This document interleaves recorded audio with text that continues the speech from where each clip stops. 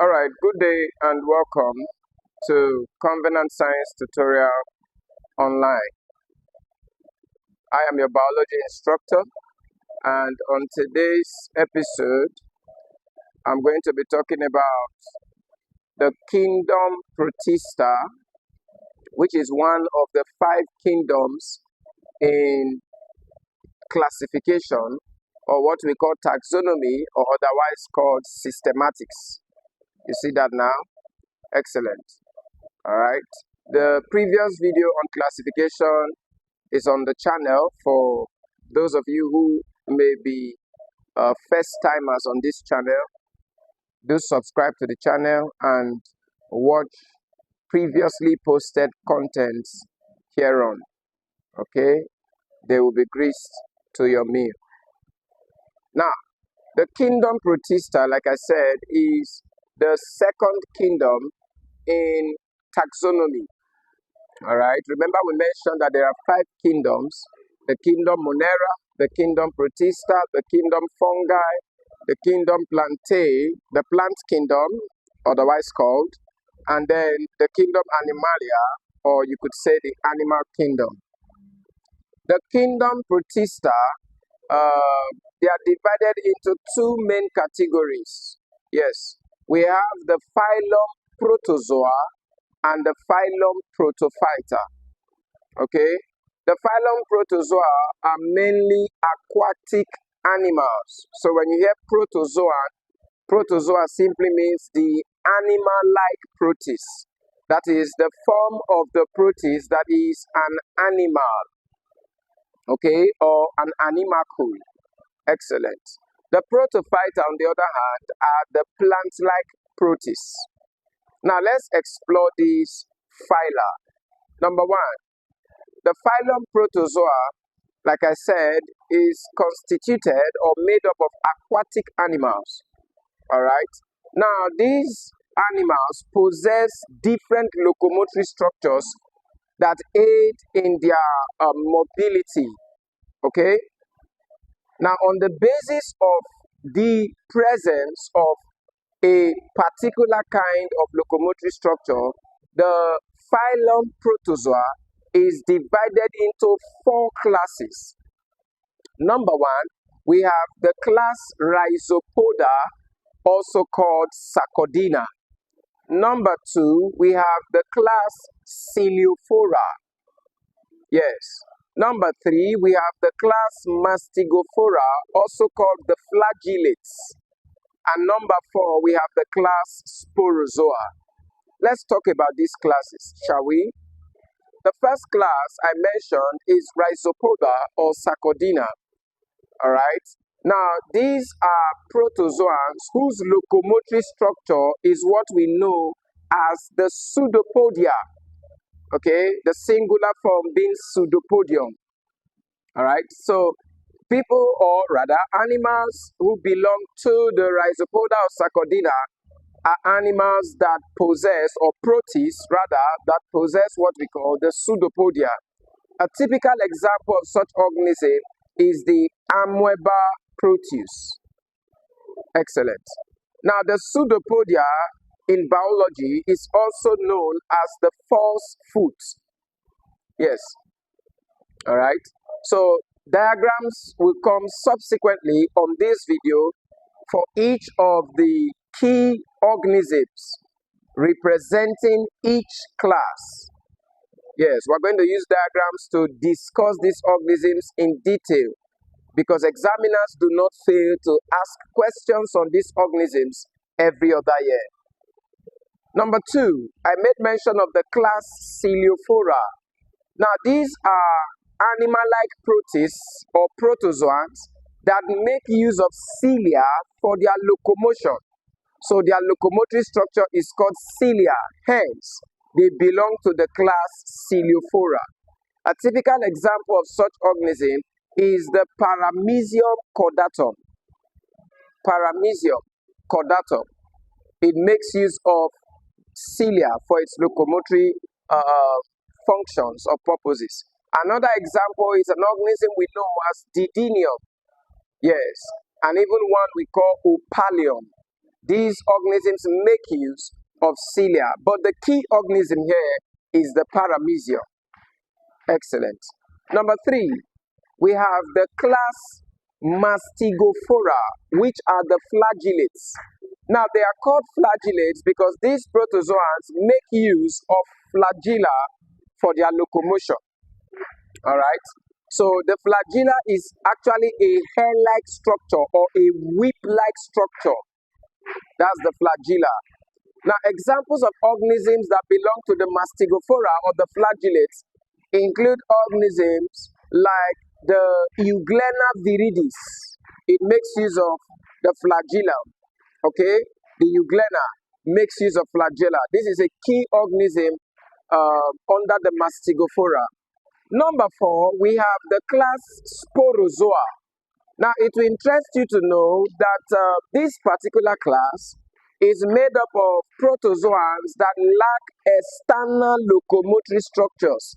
That is to say, they do not have any locomotory organ or organelle or structure. All right. An example of such a protozoan is the Plasmodium. All right, is the Plasmodium. Yes, we have different species of the Plasmodium. Plasmodium vivax, Plasmodium malariae, all right, which causes what we call the quartan fever, okay, Plasmodium ovale, and so on. So the Plasmodium is a typical example, a good example of the class Sporozoa. You see that now? Excellent.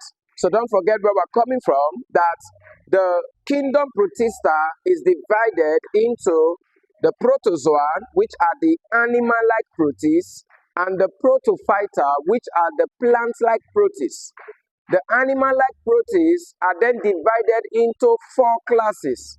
The first one being Rhizopoda or Sarcodina, which I told you are made up of protozoans, or rather is made up of protozoans that use pseudopodia as their locomotory structure, with our main example being the amoeba Protists. Number 2, we made mention of Celiophora, which is the class for protozoans that make use of a locomotory structure called cilia. All right, and here we mentioned Opalium, Paramecium, Cordatum, and what we call Didinium. All right, there are other organisms here. These are just examples for the sake of this class. All right, number 3, we made mention of the Mastigophora, which I also called the flagellates. These protozoans make use of flagella for their locomotion. You see that now. A typical example being the euglena viridis. All right. Now, moving on, I equally mentioned the Sporozoa, which are protozoans that do not have any external locomotory structure, an example being Plasmodium. Now, the protophyta, like I said, are the plant-like protists. Yes. So these protists possess what we call plant-like features that make them stand out. All right.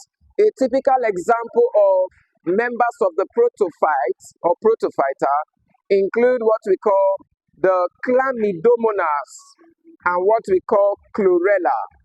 These 2 organisms are the main examples of the plant-like protists.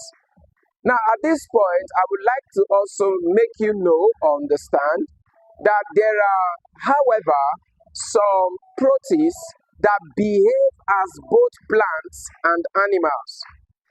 All right. 2 main examples here. Number 1, euglena viridis, and number 2, your Chlamydomonas. All right. Excellent. So in your euglena and in your Chlamydomonas, we have certain features present that makes them plants. An example is the possession or the presence of a chloroplast, which is the site for photosynthesis. And as we know, animals do not photosynthesize. It is simply the duty of plants, or it is simply one of the characteristics of plants. All right, so that's a plant-like feature. Now, present in these 2 organisms, we have what we call starch grains, which is equally an evidence that they are possessing plant-like features. All right. Excellent. Now, being animal-like, these two organisms possess locomotory structures. All right. And if you are familiar with the characteristics of living things, both plants and animals can move. However, only animals can carry out a special type of movement called locomotion. All right. So only animals are expected biologically to have what we call locomotory structures. But here are two organisms that possess chloroplasts having locomotory structures, which in this case is the flagellum. All right. So the presence of locomotory structures in both of them is an animal-like feature. Another thing they possess that makes them animal-like is the presence of what we call eye spots. Yes, they have eye spots. All right. Excellent. So I believe the Kingdom Protista is clear, theoretically speaking. Now we know the phyla and the classes under the phylum Protozoa. Excellent. Let me also mention here that the trypanosome, e.g., the Trypanosoma gambiense, is actually a parasitic flagellate. Yes, it is a parasitic flagellate. So it belongs to the Mastigophora, all right, but it is parasitic. Excellent. And you know that the Trypanosoma gambiense is actually the pathogen that causes one of the diseases that ravages certain parts of the world. All right? Excellent. So I would stop here, theoretically speaking, and the next slide you see is going to contain diagrams, and the next voice you hear also, as the diagrams are on display, is going to be my voice. Please grab your notepads or notebooks and your pen, and be sure to write down and to equally draw. All right? These video teachings are going to be very useful for learners of biology or those who are just getting introduced to the subject, whether you are in high school or in SS1, SS2, or SS3, or you are a Jambite, a YA candidate, SSC writer, all right, or sitting any exam, biology exam, and you need to understand the basics, all right, of biology, including taxonomy and systematics. This channel is going to be helpful for you. This is Covenant Science Tutorial Online, and I'm your biology instructor. All right, so please be sure to like this video, leave a good comment, and share this video with your classmates, your classmates, your children, or any person of interest which you are certain this video is going to benefit. Okay, so now we go to the diagrams section. Stay tuned. This is the diagram of the amoeba Protists, and you can see the basic components well labeled there, from the cell membrane to the nucleus, to the food vacuole, to the contractile vacuole, and then to the pseudopods. Now, the amoeba belongs to the class Rhizopoda or Sarcodina, because it has a locomotory structure which we call the pseudopodia, as you can see. These pseudopods can be formed on any surface or on any part of the amoeba. Also, the amoeba has an irregular shape, as you can see, owing to the fact that the amoeba lacks a structure-giving organelle known as the pellicle. The amoeba uses food vacuoles for storage of food. The amoeba has a cell membrane, and its cell membrane is divided into two parts, namely endoplasm and the ectoplasm. The endoplasm is the inner membrane, while the ectoplasm is the outer membrane. Please note, the ectoplasm is responsible for the formation and deformation of the pseudopodia or the pseudopods. Lastly, the amoeba uses the contractile vacuole for osmoregulation, that is, for regulating the water content within its cells. All right, so the contractile vacuole in the amoeba can be likened to the kidneys in humans. You should also note here that the amoeba excretes ammonia as its major waste product. Now, the organism on your screen, as you can see, is the Chlamydomonas. It is a member of the Mastigophora, which we also call the flagellates.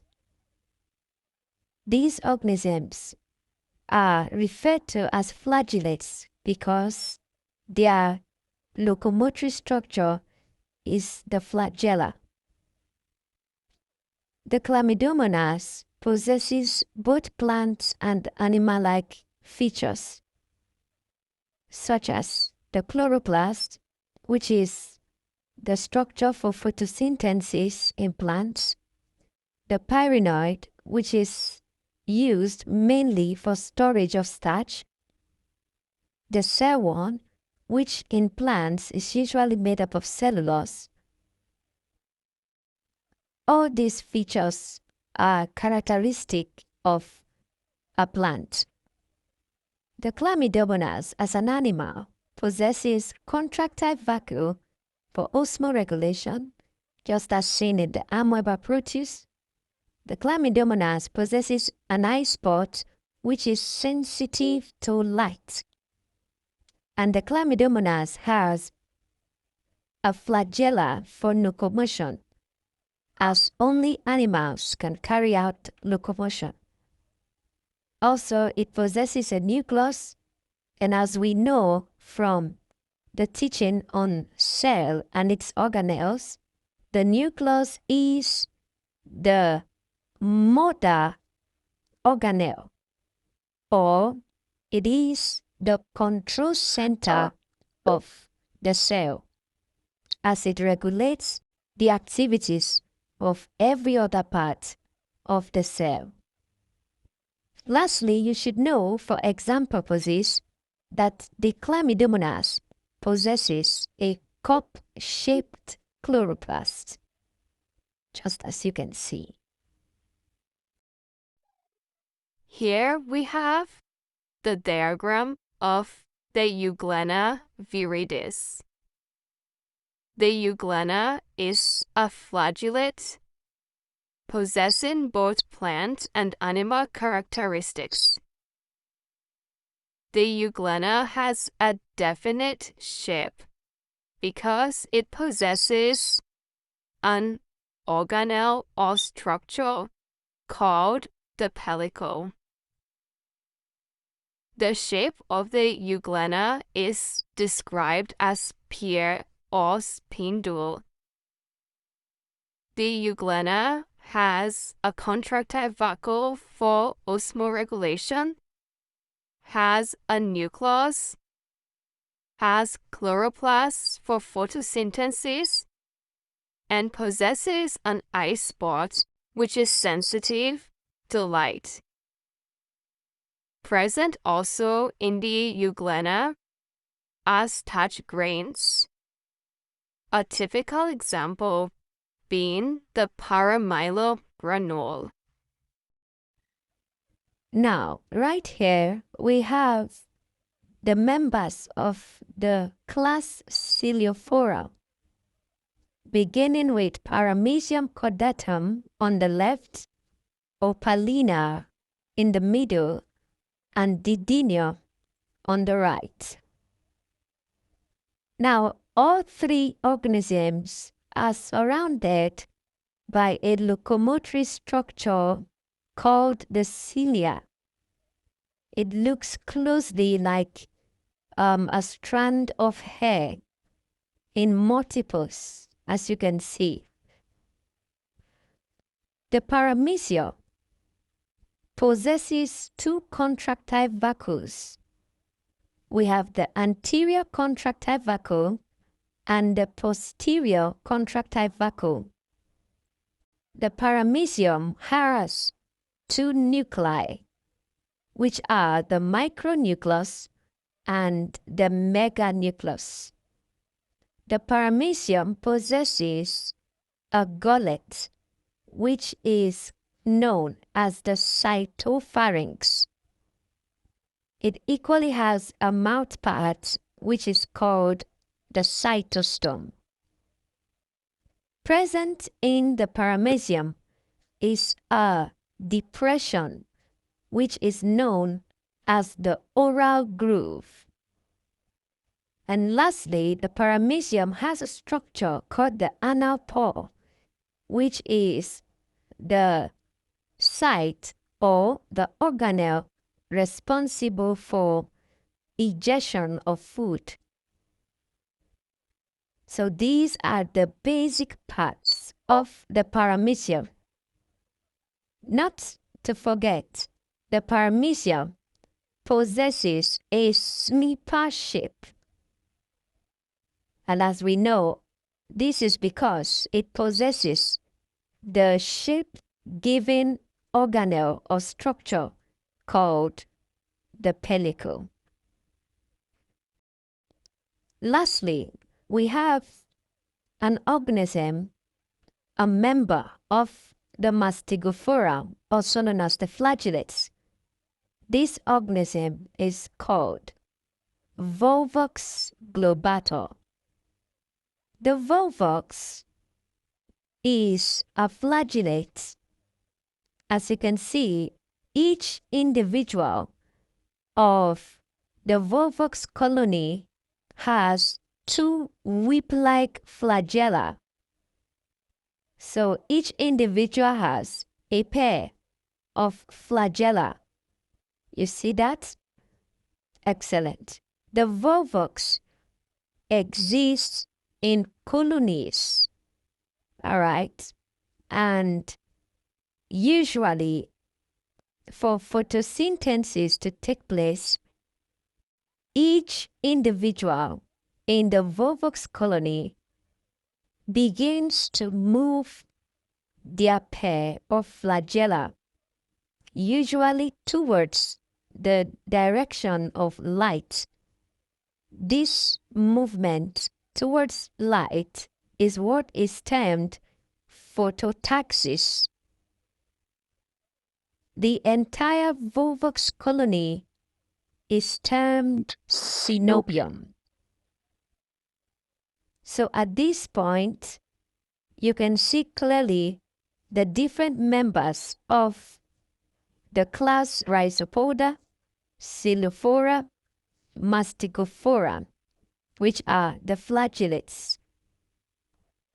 Between each Volvox colony, especially the daughter colonies, we have what we call cytoplasmic connections, as you can see. Although the Volvox possesses flagella and is believed to be a flagellate, it is sometimes classified equally as an algae. Thank you for watching. Do not forget, this is Covenant Science Tutorial.